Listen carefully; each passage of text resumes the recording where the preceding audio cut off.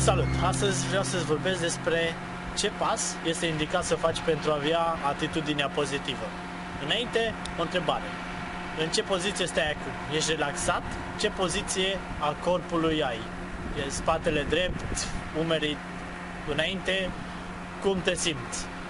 De ce te întreb?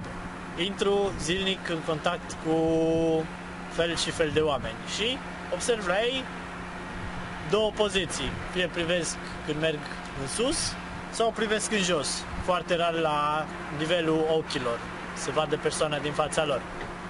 Și cu ce te ajută atitudinea asta pozitivă? Păi, în primul rând îți deschide, te face să fii mai relaxat, să înfrunți mai ușor provocările pe care le primești de la viață, pe care de dimineața până seara te lovești de ele. Și totuși, întrebarea, există atâtea materiale despre poziția corpului, despre cum să stai relaxat, cum te avantajează, motivele, și totuși așa puțină lume le folosește. Întrebarea, cum este posibil așa ceva? Păi, posibil să fii tu unul dintre cei care au citit sau au văzut un material care este poziția corectă a corpului, te ajută să zâmbești, spatele drept, umerii sus, un zâmbet larg, deschidere totală a persoanelor pe care le întâlnești. Și posibil să fii pus în practică ceea ce ai citit acolo o zi, 2, 3, maxim 5. Dar apoi ai revenit la automatismul cu care ai fost obișnuit înainte. În copilărie, ai fost la școală, ai dus ghiozdanul în spate, corpul tău s-a lăsat.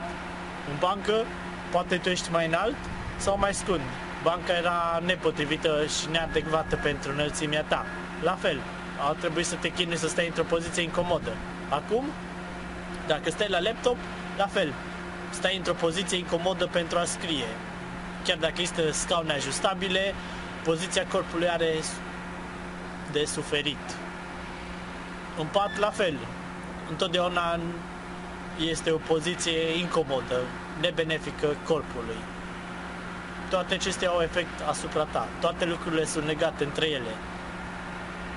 Chiar imaginea care o vezi deasupra, cum stai la calculator, poziția corpului îndoită, cum să ai o bună dispoziție, cum să ai o atitudine pozitivă, cum să emani energie pozitivă în jur și ceilalți să observe acest lucru.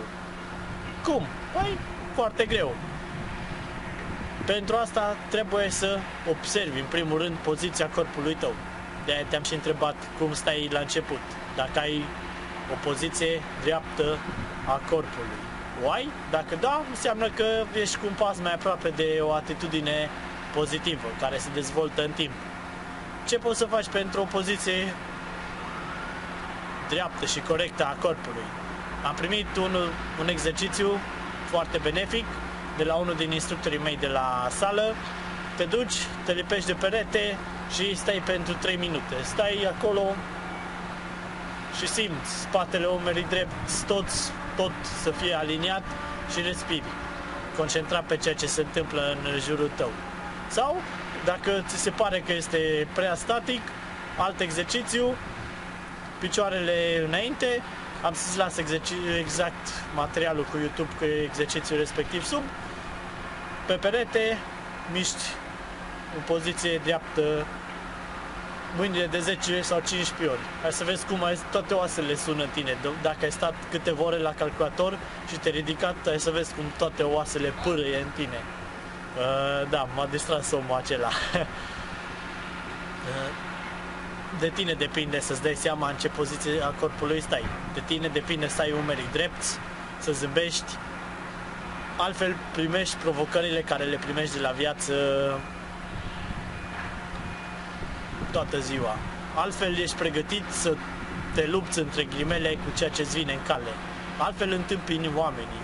Aceștia te observă și zic, da, bă, uite, un om se observă imediat poziția corpului, că e poziție relaxată, zâmbetul pe buze, materialul cu sublim este încă acolo, pași simpli către o atitudine pozitivă.